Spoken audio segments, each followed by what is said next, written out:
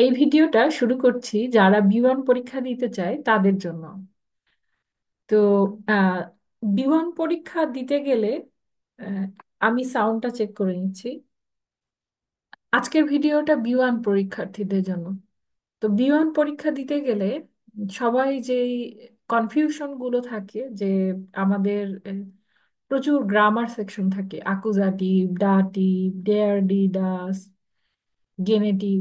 তো বি1 যে আমাদের যে বইটা পড়ানো হয় নেটসবার্গ, সেখানে প্রায় 12টা চ্যাপ্টার থাকে, তো প্রচুর গ্রামার থাকে।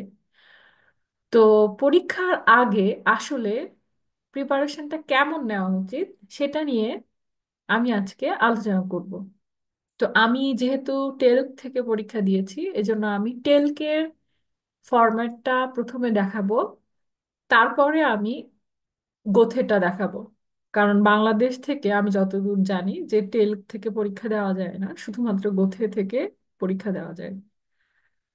তো আমি এখন দেখাচ্ছি যে টেলকের যেই ওয়েবসাইট, সেখানে গেলেই আপনারা আহ, এই যে ওদের যেই ফরম্যাট, পরীক্ষার যেই ফরম্যাট, মানে পরীক্ষায় যে প্রশ্নটা আসে, বাংলাদেশে আমরা যখন ইন্টারমিডিয়েট পরীক্ষা দিয়েছি তখন আমরা কিন্তু একটা ফরম্যাট পেতাম, যে ফরম্যাটে আমরা পরীক্ষা দিতাম।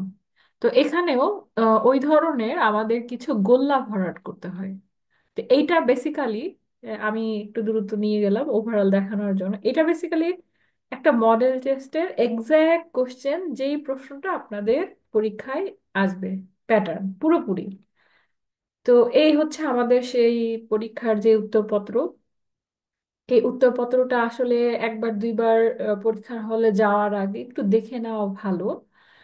কারণ এখানে কিছু কনফিউজিং এই যে নাম্বার থাকে, তারপরে কোথায় নাম লিখতে হবে, ফার্স্ট নেম, লাস্ট নেম, জন্ম তারিখ, কি ফরম্যাটে জন্ম তারিখটা লিখবেন।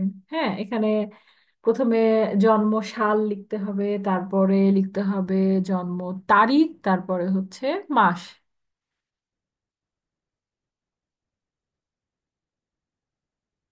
সরি, প্রথমে সাল লিখতে হবে, তারপরে মাস, তারপরে তারিখ। এই যে এখানে পাশে একটা উদাহরণ দেওয়া আছে 1995, তারপরে এপ্রিল, তারপরে হচ্ছে 23। তো এই জিনিসগুলো আসলে আগে একটু দেখে নিলে ভালো, তাহলে উত্তর দিতে সুবিধা হয়। আর প্রশ্নের এখানে কিছু নিয়ম আছে। যেরকম আপনি যখন 4টা অংশে পরীক্ষা দিবেন, 4টা অংশই আলাদা। তো প্রথম অংশটার অ্যান্সার শিট হচ্ছে এখানে দিবেন আপনি লেজেন। লেজেন দেওয়ার পর ওরা কিন্তু আপনার এই উত্তরপত্র থেকে এইটা ছিঁড়ে নিয়ে যাবে। তো লেজেন আপনাকে আসলে ওই সময়ের মধ্যে, যে সময়ে লেজেন দিবে সেই সময়ের মধ্যেই কমপ্লিট করতে হবে। তো আমার এক্সপেরিয়েন্স হচ্ছে যে ওই সময়ের ভেতরে লেজেন আসলে শেষ করা যায়, সময় থাকে। কিন্তু যেটা সমস্যা হয় সেটা হলো যে এটার মানে অনেকগুলো অংশের মধ্যে টাইল 2টা আমার কাছে মনে হয়েছে যে একটু বেশি ডিফিকাল্ট। কারণ ওই টেক্সটটা বেশ ডিফিকাল্ট থাকে এবং মাল্টিপল চয়েস থাকে। তো অনেক সময় 2-3 বার পরেও উত্তর সবগুলোই প্রায় কাছাকাছি থাকে, অনুমান করাটা একটু কঠিন হয়। আচ্ছা, আমরা সেই অংশে যাব। তবে টাইল 1 আর আর টাইল 3টা আসলে ভালোভাবে মানে অ্যান্সার করা সম্ভব। আর পরের যে অংশটুকু, সেটুকু হচ্ছে গ্রামার। তো সেটা দেখবো। তো আপনার যখন লেজেন পার্ট শেষ হয়ে যাবে তখন কিন্তু উম, আপনার এই অংশটুকু ছিঁড়ে নিয়ে যাবে এই সাইড থেকে। তারপরে আপনার শুরু হবে হচ্ছে হরেন। তো এই হরেনের 3টা পার্ট। তো এটার যে মার্কস ডিস্ট্রিবিউশন সেটা নিয়েও আমি কথা বলবো। তো হরেন হচ্ছে আপনাকে এখানে গোল্লা ভরাট করতে হবে। মানে হরেনের পুরোটাই দেখা যাচ্ছে যে কোনটা রাইট অ্যান্সার, রিস্টিস অর্ডার ফালস, আপনাকে এখানে অ্যান্সার করতে হবে। হরেন শেষ হওয়ার পরেও কিন্তু অ্যান্সার শিটটা ওরা আপনার কাছ থেকে ছিঁড়ে নিয়ে যাবে। এই জন্য প্রতিটা পৃষ্ঠায় আসলে নাম লেখাটা খুবই গুরুত্বপূর্ণ। এইটা হচ্ছে মৌখিক পার্ট। তো মৌখিক পার্টে আপনাকে অবশ্যই নাম লিখতে হবে। কারণ আপনার যেই উত্তরপত্র, সেই উত্তরপত্র হরেনেরটার এই নামটাই কিন্তু এখানে থাকবে। তো আপনি যদি এখানে নাম ঠিক মতো না লিখেন তাহলে কিন্তু উত্তরপত্র খুঁজে পাওয়া যাবে না। আচ্ছা, এরপরে সবচেয়ে শেষে হচ্ছে শ্রাইবেন। তো এই হলো শ্রাইবেনের জন্য 1.5 পৃষ্ঠা মতো পাওয়া যায়, কারণ 2 পৃষ্ঠা পুরোপুরি পাওয়া যায় না। তো 1.5 পৃষ্ঠার মতো পাওয়া যায়, এবং 1.5 পৃষ্ঠায় হচ্ছে মিনিমাম 80 ওয়ার্ড, আর ম্যাক্সিমাম আসলে এই পর্যন্তই, এর বেশি লেখা যায় না। তো আমার ধারণা এখানে হয়তো 100-120 পর্যন্ত লেখা সম্ভব, এর বেশি হয়তো লেখা সম্ভব না। তো এই জন্য অনেক বড় চিঠি আসলে লেখা যাবে না 200 ওয়ার্ডের, 120 পর্যন্ত হয়তো লেখা যাবে। তবে এখানে যেটা বেশি গুরুত্বপূর্ণ সেটা হচ্ছে যে গ্রামার অংশটুকু, এবং গ্রামারের বিভিন্ন কানেক্টর, মানে সিম্পল সেন্টেন্সে আমি ভাত খেয়েছিলাম এরকম না লিখে। আচ্ছা, আমরা সেই অংশটাতে যাব। এখন আমরা উত্তরপত্র তো দেখলাম আমরা একটু, এখন আমরা একটু প্রশ্ন এবং সেটার যে নম্বর, মার্কস ডিস্ট্রিবিউশন, সেটা একটু দেখে আসি। এটা আসলে সবচেয়ে গুরুত্বপূর্ণ প্রিপারেশনের জন্য, যে কোনটাতে কেমন মার্কস পাওয়া যায়। কারণ এখানে নাগরিকত্বর জন্য এই এই লেভেলটা আপনাকে পাশ করতেই হবে।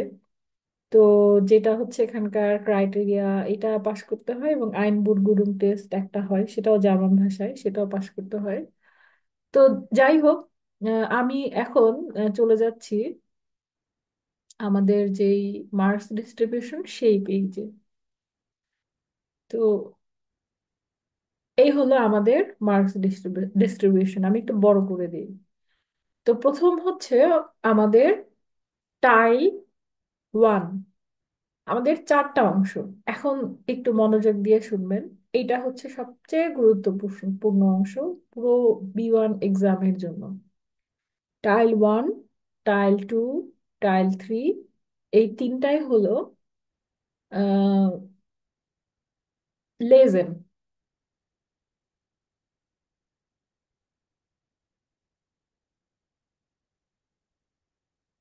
আচ্ছা, আমি যেটা দেখছিলাম সেটা হলো এখানে কোনটাতে কত মার্কস সেটা লেখা নেই, কিন্তু সেটাও আসলে লেখা, এই যে এখানে আছে কোনটাতে কত মার্কস, এটা আসলে সবচেয়ে গুরুত্বপূর্ণ।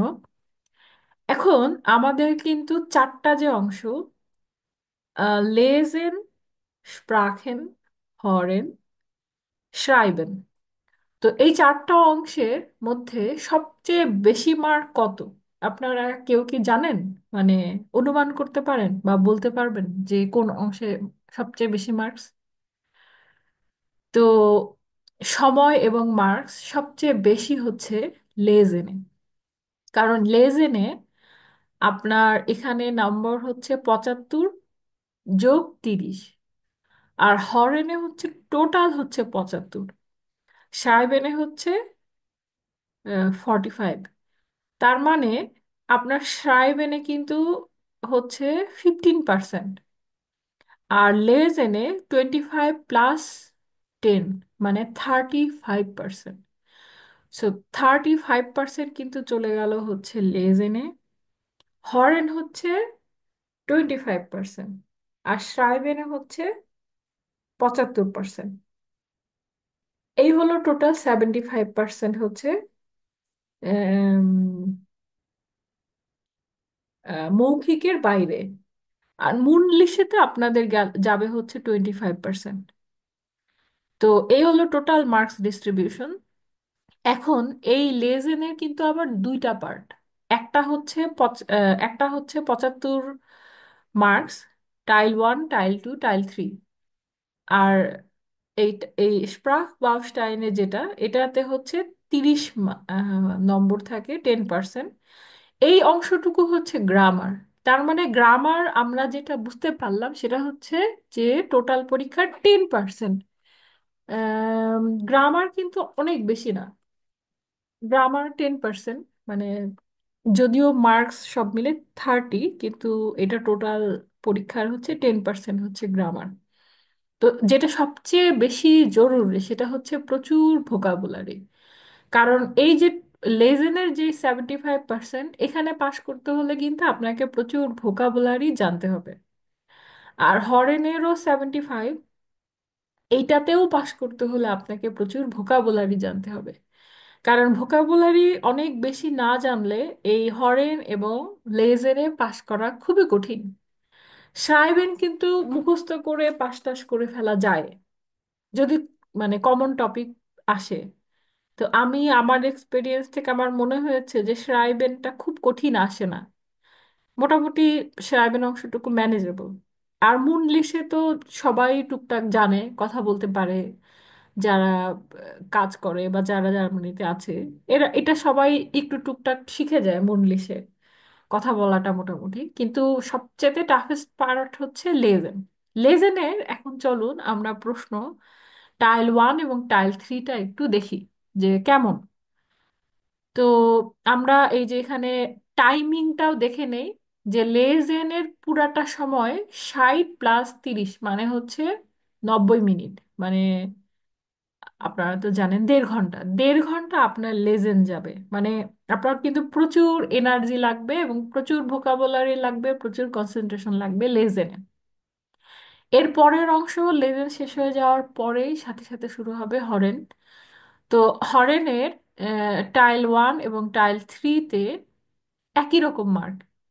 আপনারা যারা প্র্যাকটিস করেছেন তারা দেখবেন যে টাইল 1টা কিন্তু শুধুমাত্র একবার বলে, আর টাইল 2টা কন্টিনিউয়াসলি 10টা থাকে এবং এটা হচ্ছে দুইবার বলে। কিন্তু টাইল 2টা টাইল 1-এর থেকে কম্পারেটিভলি একটু কঠিন। আর টাইল 3টা একটা একটা করে আলাদা করে বলবে।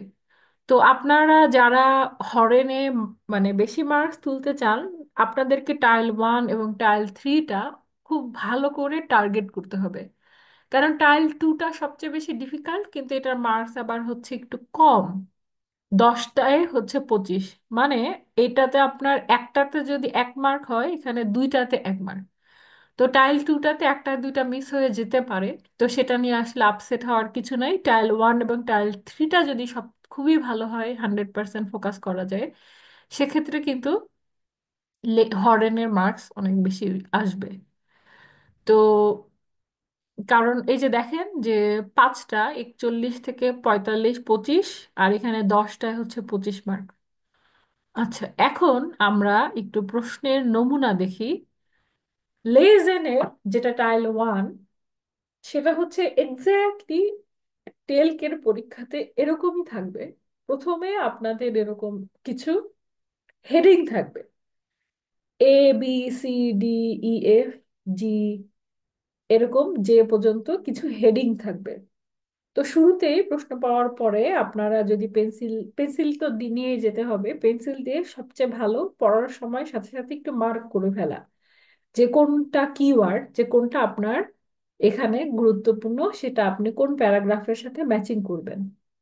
কিন্তু একটা ইন্টারেস্টিং জিনিস হচ্ছে, এখানে এই টাইল 1-এ আহ, এরকম হতে পারে যে কোনো একটা হেডিং এর কিন্তু কোনো অ্যান্সার নাই, এরকম কিন্তু হতে পারে।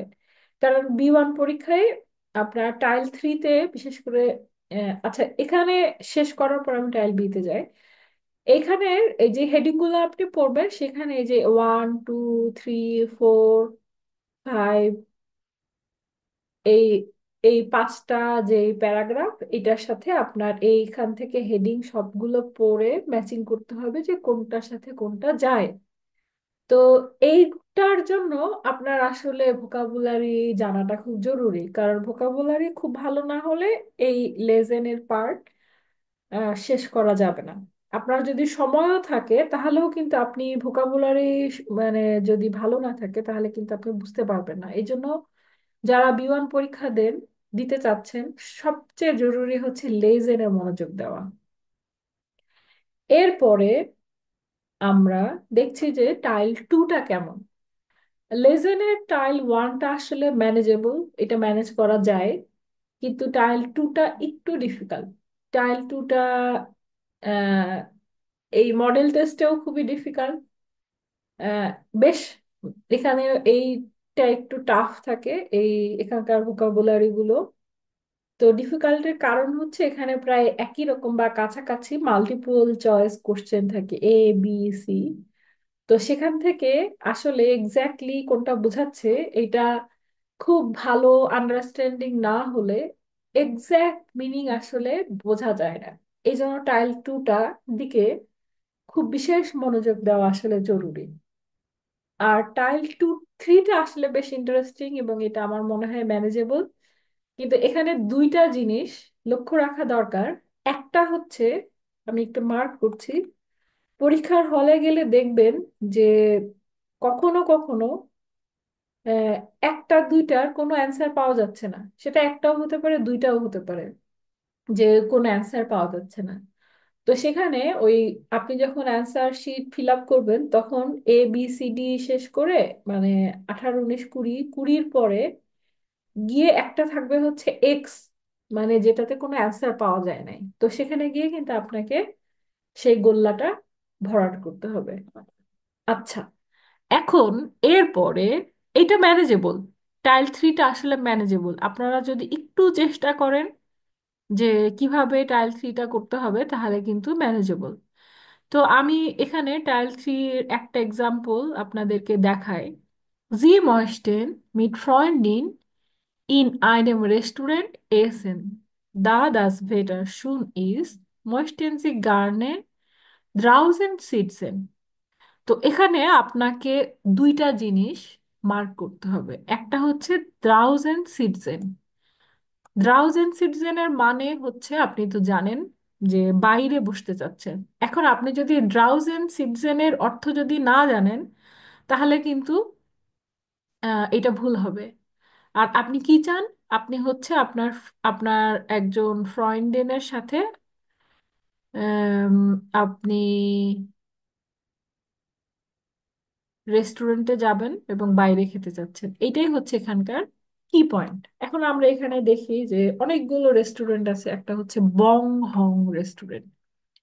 বং হং রেস্টুরেন্ট দেখেই আপনি ফ্রেন্ডদের সাথে রেস্টুরেন্টে যাচ্ছি বলেই আপনি যদি এখানে ক্লিক করে দেন তাহলে কিন্তু হবে না।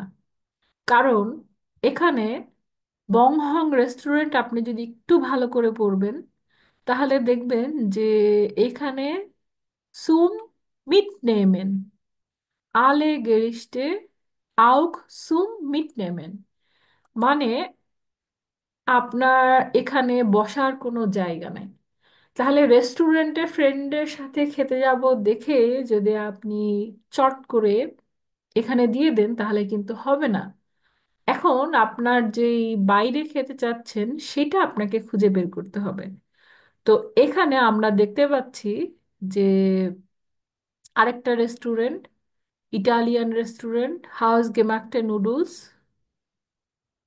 মিডটাগ মেনুস, ফিশ ফিশ স্পেশালিটেন, গার্ডেন বাই শুনেন ভেটার গার্ডেন বেট্রাইব। তার মানে আপনি বাইরে বাগানে ভালো ওয়েদারে বসতে পারবেন। এইটাই কিন্তু ছিল আপনার প্রথম নাম্বারের হচ্ছে কিওয়ার্ড। তো এই জন্য আহ, শব্দগুলো জানা খুবই জরুরি এবং এই ছোট ছোট ছোট ছোট অংশগুলো একটু মনোযোগ দিয়ে পড়তে হয়। তো এই জন্য কিন্তু এই অংশটা আসলে ম্যানেজেবল, কারণ আপনি যদি কিওয়ার্ডগুলো ম্যাচ করতে পারেন তাহলে কিন্তু অ্যান্সার পেয়ে যাচ্ছেন। তো এই যে একটা আমরা পেলাম, তাহলে আমরা 11-এর অ্যান্সার পেয়েছি হচ্ছে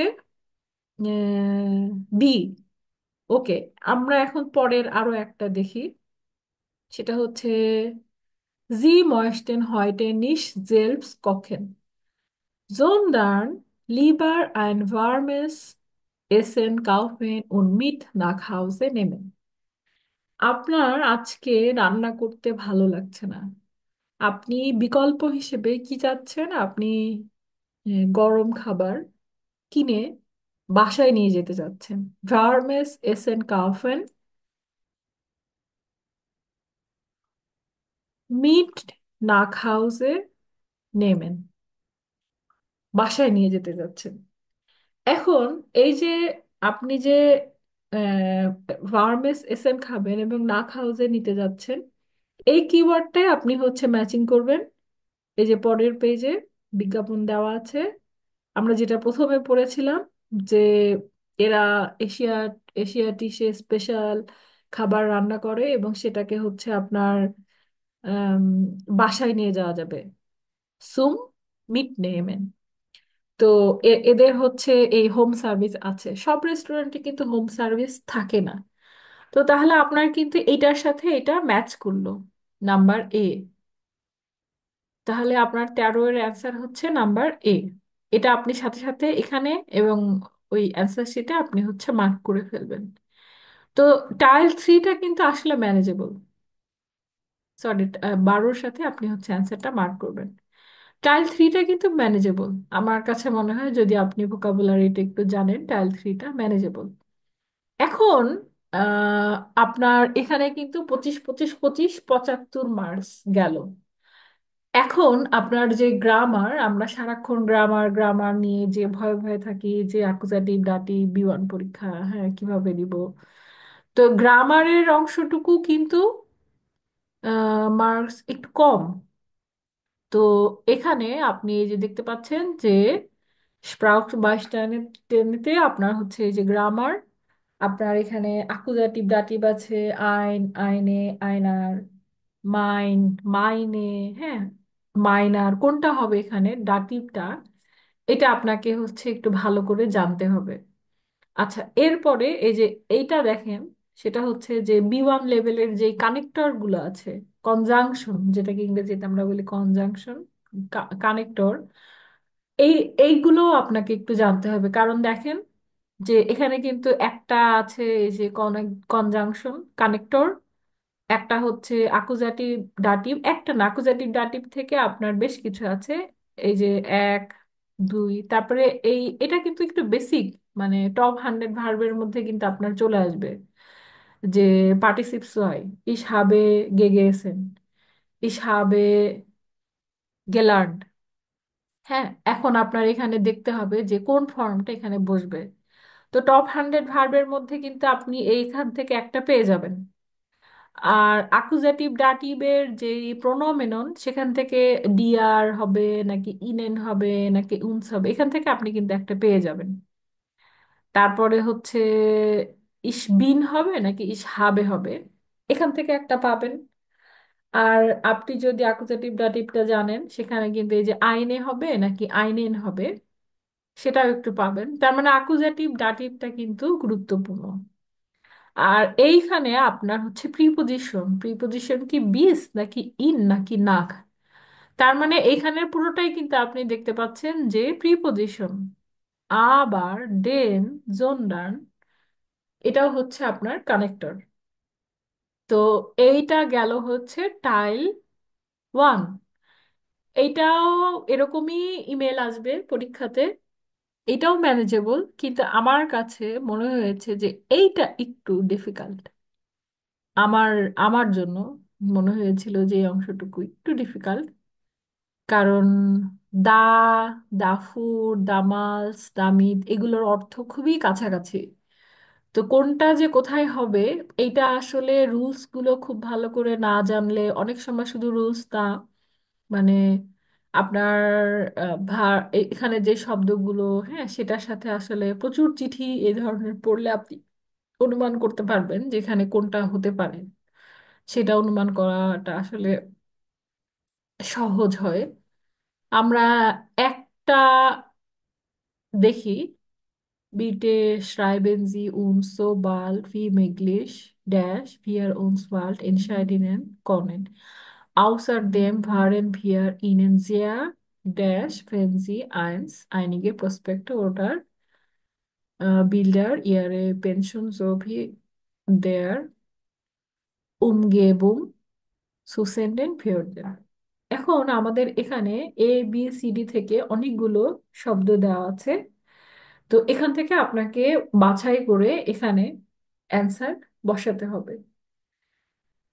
তারপরে উম, আপনি পুরোটা চিঠি বুঝতে হবে এবং একটা একটা করে বসে পড়াতে হবে। এই ধরনের প্রচুর এক্সাম্পল আপনি আরবাইটস বুকে পাবেন, ক্যাপিটাল 2 এর, ক্যাপিটাল 2 না সরি, আরবাইটস বুকে পাবেন নিডসবার্গ বি1 এর। তো সেখান থেকে এটার কিছুটা প্রিপারেশন নিতে হবে। তবে আমি যেটা বললাম যে সবচেয়ে বেশি জরুরি হচ্ছে ভোকাবুলারি, ভোকাবুলারি, ভোকাবুলারি, ভোকাবুলারি। লেজেনের ক্ষেত্রেও ভোকাবুলারি, টাইল 1, টাইল 2, টাইল 3 এর ক্ষেত্রেও ভোকাবুলারি। ভোকাবুলারিটা বিশেষভাবে গুরুত্ব দেওয়াটা খুবই জরুরি, কারণ ভোকাবুলারি যদি না বাড়ানো যায় সেক্ষেত্রে এক্সাম ম্যানেজ করাটা একটু টাফ। আচ্ছা, লেজেনের পরে আমি হরেনে চলে যাচ্ছি এখন। আচ্ছা, এই যে হরেন, যে টাইল 1, 41 থেকে 45, এই পাঁচটা প্রত্যেকটা এখানে দেখেন। আপনাকে কিন্তু শুরুতে লেজেন শেষ করার পরে, উম, 1.5 ঘন্টা লেজেন শেষ করার পরে আমরা কিন্তু প্রচন্ড এক্সস্টেড থাকি। তো তারপরে আপনাকে হরেনের শুরু করতে হবে, তো খুবই মনোযোগ দিতে হবে। আর এই যে এখানে দেখেন, আপনার হরেনের যেই নিয়ম, সেটা হচ্ছে যে টাইল 1 কিন্তু শুধুমাত্র একবার বলবে। তো এটা কিন্তু আপনার মাথায় রাখতে হবে, এটা কিন্তু রিপিট করবে না। তো আপনি যখন যেটা করবেন তখন একদম পরপর করে যেতে হবে, যেহেতু এটা কোনোভাবে আর রিপিট হবে না। নূর আইনমাল, এটা একটু মনোযোগ দিলে আপনি হচ্ছে করতে পারবেন। আচ্ছা, 2 নাম্বার হচ্ছে এই টাইল 2, এখানে 10টা, এটা একটু টাফ। এটা হচ্ছে ওরা কন্টিনিউয়াসলি একটার পর একটা বলে যেতে থাকে। তো এটা এরা হচ্ছে 2বার বলবে, সোয়াইমান। এজন্য প্রশ্নটা ভালো করে পড়া, প্রশ্ন মডেল টেস্টগুলোতে আসলে কি ধরনের প্রশ্ন করে, এই প্রশ্নপত্র মানে মডেল টেস্ট দেওয়াটা আসলে নিজে নিজে বাসায় মডেল টেস্টগুলো মানে প্রশ্নপত্রগুলো দেখা আসলে খুবই জরুরি পরীক্ষা প্রস্তুতির একটা ইম্পর্টেন্ট অংশ। কারণ আপনি যদি এই অংশটুকু না জানেন তাহলে তো আপনি বুঝতে পারবেন না। তো এটা 2বার বলবে, আপনি প্রথমবারে চেষ্টা করবেন সবগুলো অ্যান্সার করার। তো যে অংশটুকু মিসিং থাকবে, এটা সেকেন্ড টাইম যখন বলবে তখন আপনার অ্যান্সার গুলোকে চেক করে নিতে হবে। আচ্ছা, এটা হচ্ছে দ্রাই টাইল দ্রাই কিন্তু হচ্ছে আপনার একটা একটা করে আলাদা করে 2বার বলবে। তো টেক্স সোয়াইমাল, তো এই অংশটুকু আমার মনে হয় ম্যানেজেবল। একটা একটা করে যেহেতু বলবে, তো এখানে 2টা অংশ খুবই গুরুত্বপূর্ণ। সেটা হচ্ছে যে এখানে আপনার এই যে বিভিন্ন ধরনের রেডিও অ্যানাউন্সমেন্ট থাকে, সিনেমা দেখা, একটা অংশ থাকে বেশিরভাগ ক্ষেত্রে সেটা হচ্ছে যে ওয়েদার, ওয়েদার ফোরকাস্ট। একটা থাকে হচ্ছে আপনার যে ট্রেনের যে অ্যানাউন্সমেন্ট, হ্যাঁ, ট্রেনের অ্যানাউন্সমেন্ট থাকে যে আপনার আপনার ট্রেনটা কোন স্টেশনে যাচ্ছে। তারপরে ওয়েদার থাকে, তারপরে এই যে মুভি, এই জিনিসগুলো থাকে। তো এই টাইল 3টাও আপনাকে অনেকবার প্র্যাকটিস করে উম, আপনার যেই ওয়েদারের যে ভোকাবুলারি গুলো থাকে সেগুলো আপনাকে খুব ভালো করে দেখে নিতে হবে। এখন আমি আপনাদেরকে একটা লিংক দেখাচ্ছি ইউটিউব থেকে, রেফারেন্স, যে আমি যেটা দেখেছিলাম পরীক্ষার আগে। এই ভদ্রলোকের মানে যে লেজেনের যে ভিডিওগুলো সেটা খুবই হেল্প করেছিল। তো আমি দেখি যে ওই ভদ্রলোকের দাস ভেটারের ভিডিও আমরা পাই কিনা। আর গ্রামারের জন্য আমি আমি দাস ভেটারের ভিডিও আপনাদেরকে লিংকে দিয়ে দিব। আর গ্রামারের জন্য আমি একটা লিংক দেখাচ্ছি আপনাদেরকে। সেটা হচ্ছে যে এখানে আপনারা প্রচুর গ্রামার পাবেন। গ্রামার, মোডাল ভার্বের কনজুগেশনটা আসলে খুবই লাগে, সাইবেনের জন্য খুবই লাগে। এখন আমি আপনাকে ওই ভদ্রলোকের গ্রামারটা দেখাচ্ছি। আপনি প্রথমে ইউটিউবে যাবেন, তো আমরা ইংরেজিতে বললে বেঞ্জামিন। এই বেনিয়ামিনের ভিডিও যদি আপনারা দেখেন, তো সে কিন্তু ওয়েদার নিয়ে বা কিভাবে আপনি হরেনটা ভালো করে পাস করতে পারবেন তার প্রচুর ভিডিও আছে। এই ধরনের ভিডিওগুলো দেখলে আপনার হরেনও কিন্তু অনেক ইমপ্রুভ করবে, এবং আপনি এক্সামের জন্য মোটামুটি ভালোভাবে প্রিপারেশন নিতে পারবেন। আর সাইবেন নিয়ে আমি অন্য একটা ভিডিওতে বলবো। তো আজকে আজকে সাইবেনের শুধুমাত্র আমি একটা প্যাটার্ন দেখাবো। সেটা হচ্ছে যে আমরা যদি টেলকে পরীক্ষা দেই, বেশিরভাগ ক্ষেত্রে একটা ইমেইল আসে। তো এখানে ফর্মাল ইমেলটা খুব একটা থাকে না। তো সবাই অনেক ভালো থাকেন, আজকে এ পর্যন্ত। অনেক অনেক শুভকামনা।